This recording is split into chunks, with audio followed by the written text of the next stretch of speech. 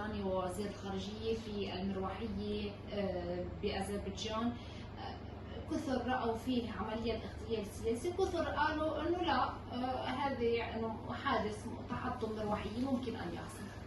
طبعا حتى الواحد ما يدخل بالتكهنات والكثير هلا، وكثار صاروا خبراء وكثار صاروا عسكريين وبيفهموا بالقصص، المفترض انه ننتظر التقرير الفني اللي بعتقد يمكن ما يتاخر لانه واضحه الامور.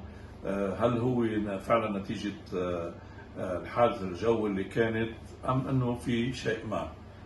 قبل ما الايرانيين يعلنوا ذلك بضل كل اللي عم نحكيه من باب التكهن، واللي قد لا يصل بنا الا الى المزيد من اراء منقسمه حول هذا الامر. يعني بحسب رؤيتك حضرتك للمشهد بترجح هذه الفرضيه او ايه؟ هلا واضح انه كان الطقس يعني رديء وغيره. هلا في اسئله مبرره انه طيب ليش الطياره هاي مش طيارتين الباقيين؟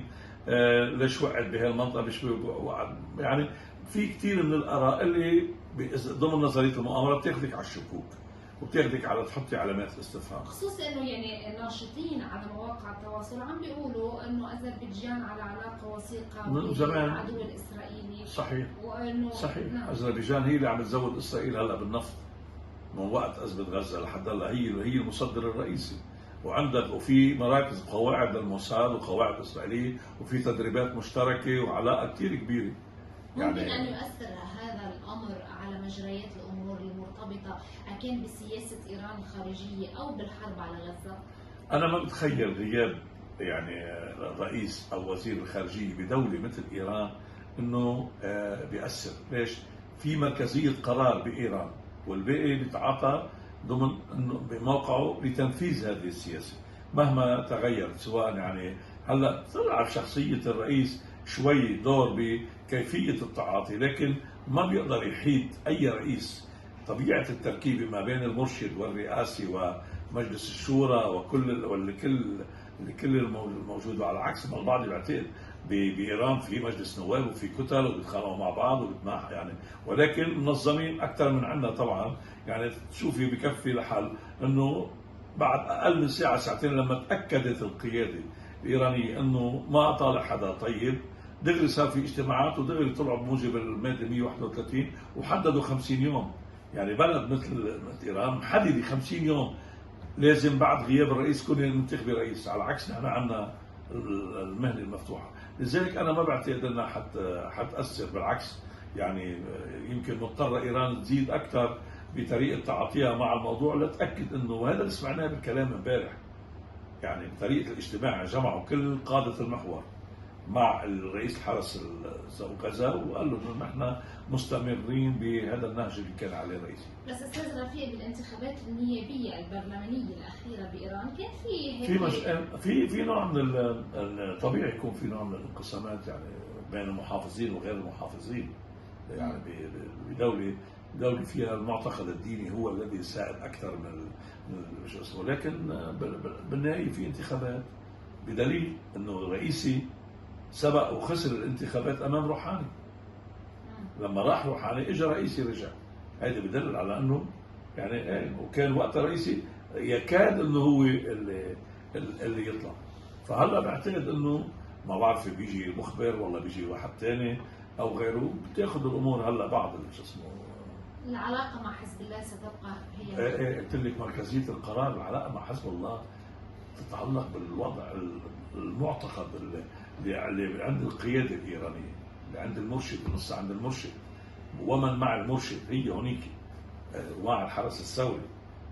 يعني حتى رئيسي ما كان هالمباشر بالعلاقه مع حزب الله، بيعمل غطاء اوكي، لكن يمكن الانشط منه بالعلاقه مع الممانعه كان الله يرحمه وزير الخارجيه.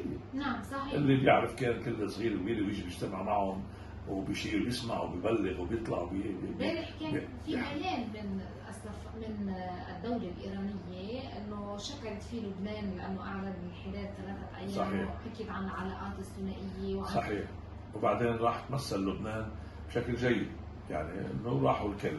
هلا هاي بكره بتعرفي هلا اني بوضع قصه حزن وقصه كذا تركيب السلطه، وبكره بيرجع الوضع اللي ما كان عليه. يعني ما بتخيل انه بصير في تغييرات. نزلت على السفارة الإيرانية عزات؟ لا بعد. ليه؟ نشوف الظروف، يمكن الوضع الصحي ما بيسمح. وضع الصحي؟ ايه سلامتك. الله يسلمك، عشان وضع جري ما بقدر امشي منيح ولكن عملت اتصالات طبعا. نعم، وكيف لقيت هيك بشكل عام تعاطي الدولة اللبنانية مع هذا الحدث؟ مفترض انه جيد، لكن في انشطار صاير داخلي. صحيح. للاسف يعني انه حتى بعض القوى السياسيه او ما يعكس حاله على السوشيال ميديا عيب، يعني الشماتة بالموت والشغلات وبعض الكلام الموتور اللي عمال يشوفه عيب. لما بكره من قوى ثانيه قد يكون هناك من هو على لائحه يعني الوفاه.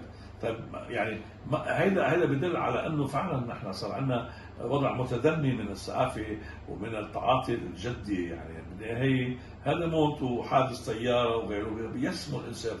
لا، في انقسام، يعني حتى في ناس كانوا ضد انك تعمل الحداد. طب الملكه اليزابيث اعلنا عليها الحداد، وعلى كثير من بعض القاده العرب لما غابوا امير الكويت من فتره اعلنا عليه اللي طفى، اعلنا عن عليه الحداد. طبيعي هذه بالبروتوكول، يعني ما عم يعني بس انه نوصل للشماته والشتم وشغلات، لا للاسف يعني حتى عم بيصير في شماته استاذ رفيق يعني عذرا يعني، ولكن موضوع عم نتابعه على السوشيال ميديا بالسيدة الأولى السورية مثلا. للاسف يعني عباره ببعض المواقع، ببعض يعني حتى يعني شفت فيلم لمجموعه بغزه عم توزع حلو لانه مات، اضطرت حماس تعمل بيان انه هول ما بيمثلوا حدا وهول يعني شويه شو اسمه، ولكن لانه مات رئيسي. نفس الشيء اللي صار بإدلب ونفس الشيء باسرائيل.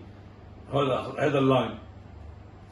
بس بسوريا انه انت يعني هذه امراه يعني مثل كل انسان بتعرض، يا لطيف يعني معتبرين انه هذا بيرجع للمستوى المتدني. هي كانت شفيت واعلنت شفاء. رجع هلا سمعت قريت انه لوكيميا.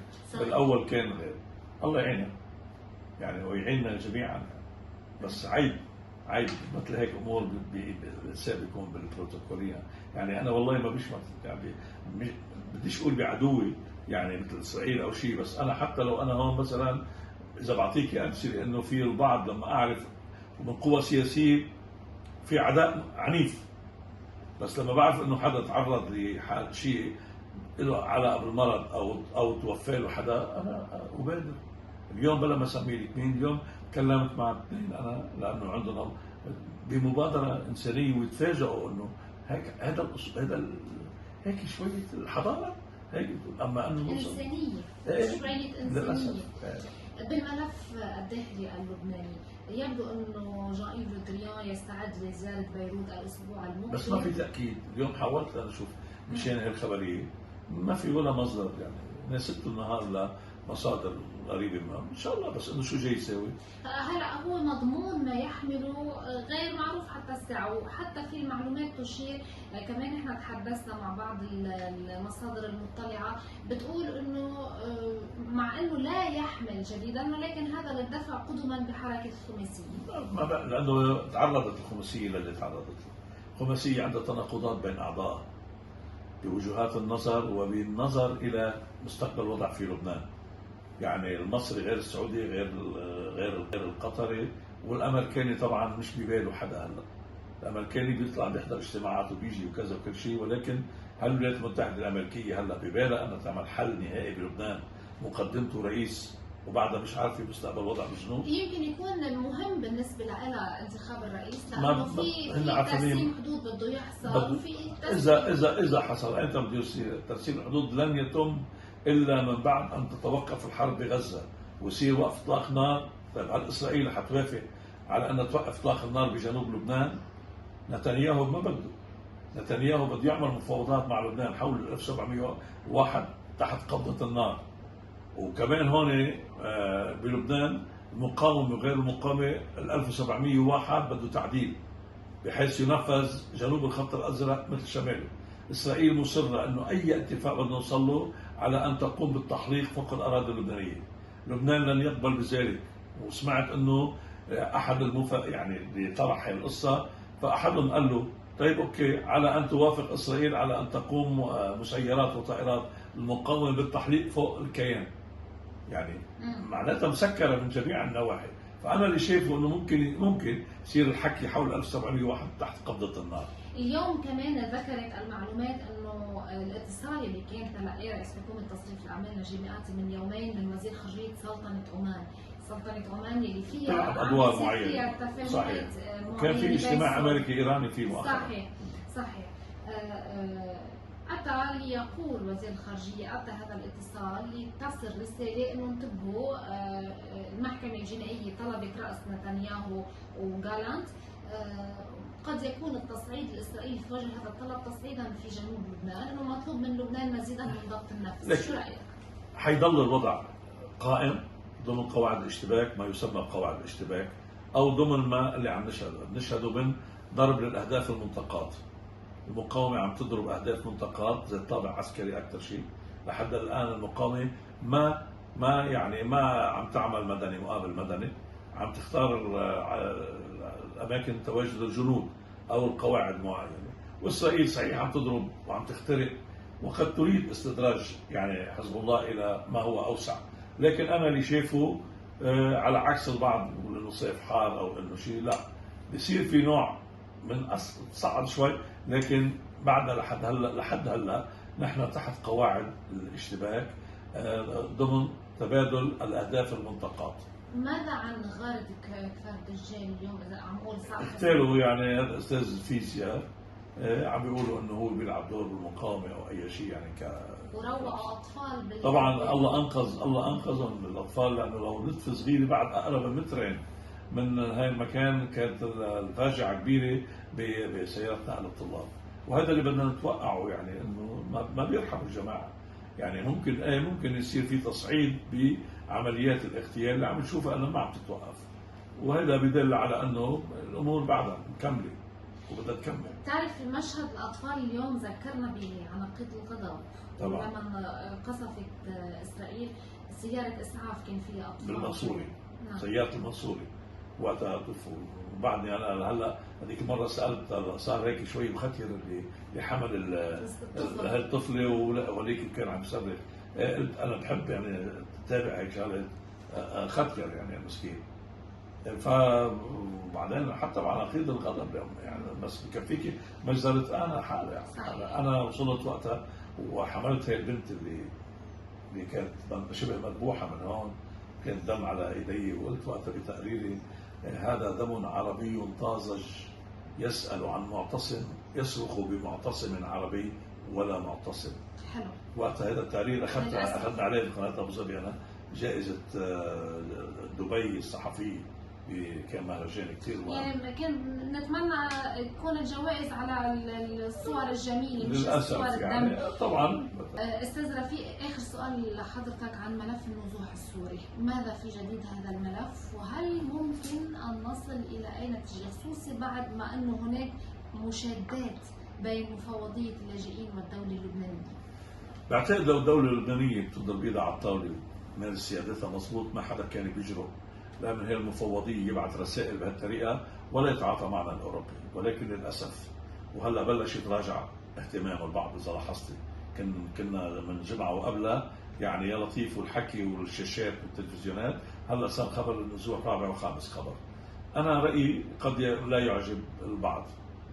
نحن للاسف حيروح البعض على الدمج اذا مش حيحصل. واليوم قريت وهلا ان شاء الله ببعث لك الرساله لاحد النازحين اللي قال انا بدي اعترف. اجاني رساله من المفوضيه بتقول اوعى تروحوا وخزقوا البعض، خلي يخزق الوثائق ويقول الوثائق بسوريا محروقه وهون ما معي وثائق وما تسجلوا اولادكم. هون بكره بيحملوا جنسيه لبنانيه اللي هي مكتوم القيد. للاسف انا برايي الشخصي خلص غرقنا بموضوع النزوح. هاي الدوله ما منا على مستوى مواجهته، وقد نفاجأ باشكال كثيره. وانا يا خوفي من انه بلحظه ما قد يكون شيء امني ونلاقي سلاح مع البعض منهم، ونتيجه حتى ما يتوسع المشكل وتصير حرب اهليه وكذا، نوصل لاتفاقيه انه يبقى الوضع على ما هو عليه ببعض المخيمات تماما مثل الوضع الفلسطيني. ساعتها شو بتكون عملتي؟ للاسف هيدي الدوله اعجز من انها تحل المشكله. اذا ما كان عندنا رجال بيستطيعوا انه يتخلوا عن مخاوفهم من الغرب، ونقدر كلنا كل القوى السياسيه تتفاهم حول هاي القصه، للاسف حيكون. بس بنفس الوقت انا ماني مع اي اجراء في تنكيل او في عصبويه او في يعني ما يشبه اللي حصل المره الماضيه، بس ولكن انا مع اتخاذ الاجراءات لحتى كل انسان ما معه اوراقه الثبوتيه، ما معه الوضع القانوني، الى جانب انه في كميه لازم تمشي، وما هو بحاجه لبنان من يد عامله تتنظم وفق ما هو كان قائم، تأشيرة العمل، وجوده مثل ما اللبناني بيروح على اي دوله وبيعمل اجراءات. مع الاجراءات اللي عم يعملها وزير الداخليه على الدراجات الناريه مش بهالطريقه، انا مع نعم، انا اذا بتساليني بدي لك بتمنى انك ما تخلي دراجات مثل ما مره عملت بلديه صيدا ولا دراجه ناريه تمشي. بدك تعلم الناس كيف يمشوا، بدك تقولي له ما تقطع على اليمين، ما تجي هيك، ما تطلع، ما تنزل، ما تتزعرق، ما في. انا يا ريت بيطلع قرار 4 5 6 اشهر لحتى هيك، بعدين تحددي يعني شروط قاسيه لحتى الواحد يكون معه دراجه ناريه، امتحانه مع الطاسه مع كذا لحتى. اما اللي عم بيصير على صوره البلد، صارت البلد تيك توك، شو اسمه هذا، توك توك والهيك والفانات والطريقه، يعني صرنا يعني لا، بنجلاديش صارت مرتبه احسن من عندنا. في اجراءات، بس يا اخي قبل ما تعمل هاي الاجراءات اعملوا النافعه، جيبوا ناس من الجيش من اي محل يديروا النافعه بشكل جيد بكل المحافظات لمده شهر، كل العالم تعملوا رقم، من بعدها ان شاء الله بتعملوا كل اللي عم تعملوه. ومني كمان مع بعض التصرفات اللي احيانا فيها كلام نادي وكذا، اوكي لقطوا ان شاء الله تروح تاخذوا على المخفر او تصدروا لي اياه، بس مش بهالطريقه اللي شفتها يعني للاسف. شكرا لك. شكرا.